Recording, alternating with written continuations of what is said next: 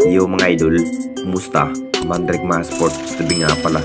Ating pag-usapan, Barangay Nebra, may bagong big man at coach team, malaking impact para kay Jimmy Malonzo. Pero bago nyo nga yan, kung bago pala sa aking channel, huwag mong kalimutan mag-subscribe at click ang notification bell para like kang updated sa ating dito sa pulpo natin.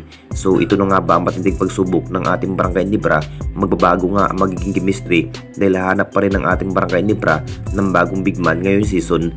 Naging impact na nga ba dahil grabing performance ang ginawang hustle play last time ng ating Kings. Talagang maganda pa rin ang naging performance ng ating Barangay Nebra pero bigo pa rin sa pagkuha ng kampyonato. Ito na nga ba ang dahilan kung bakit hindi pa rin nakatikim ng kampyonato ng ating Barangay Nebra sa naging bawat laro ng Kings.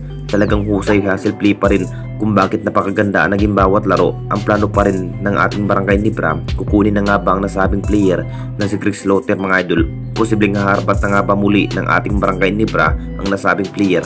Alam na natin lahat sa naging bawat laro sa nasabing big man mga idol, talagang lakas pa rin sa bended area ito si Greg Slaughter kung saan mabibigyan lamang ng mahabang playing time ito ang nasabing player. Binalak na rin ng ating Barangay Nebra na mapupunta muli ang nasabing big man na si Greg Slaughter mga idol.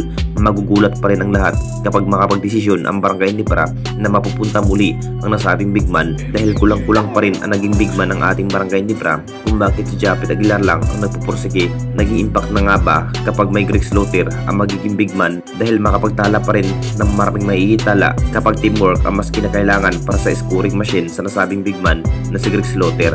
Update na naman tayo sa isa pa nating balita, coach team, malaking impact para kay Jimmy Malonzo. Alam na natin lahat mga idol, maiiba na nga ba ang maging bawat laro ng Kings kapag walang Jimmy Malonzo ang maglalaro dahil hindi na nga rin maglaro itong si Jimmy Malonzo sa ating liga mga idol matapos natalo ang kupunan ng Barangay Nebra sa nagdaang season. Talagang big impact na nga ba para kay Jimmy Malonzo kung bakit lilipat ng ibang liga ang nasabing highline forward na si Jimmy Malonzo. Jackpot sana ang Barangay Nebra para kay Jimmy Malonzo mga idol dahil makapagtala pa rin ng maraming maiitala ang nasabing highline forward na si Jimmy Malonzo kapag mabibigyan ng mahabang minuto ang nasabing forward. Siya na nga rin ang naging opensiba ng Barangay Nebra pero inamin na nga rin ni coach team maging impact na nga ba sa pagkawala sa lineup itong si Jimmy Malonzo. Hindi na nga rin tulad ng dati mga idol na lakas pa rin na may Jimmy Malonzo. Kung titignan natin lahat mga idol, maganda pa rin ang naging performance sa nasabing player kapag mabibigyan ng mahabang minuto itong si Jimmy Malonzo. Nakita man natin lahat, si Jimmy Malonzo pa rin ang dahilan kung bakit nagkaganon ang Barangay Nebra.